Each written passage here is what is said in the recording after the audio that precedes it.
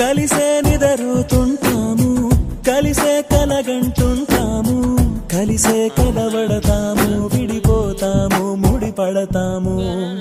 ఒక పువ్వుకి రెమ్మలు మేము, ఒక పక్షికి రెక్కలు మేము, ఒక జన్మే కాదంటూ 10 జన్మలకు ఒకటవుతాము.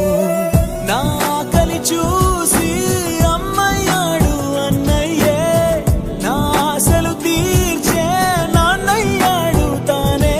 అన్నయ్యకు అర్థం చెప్పనా, అది పిలుపే కాదని తెలుపనా, ఆటాడక నే పొందిన గెలుపేగా. జై జై కుమార, జై జై కుమార, జై జై గణపతి కుమార స్వామి. జై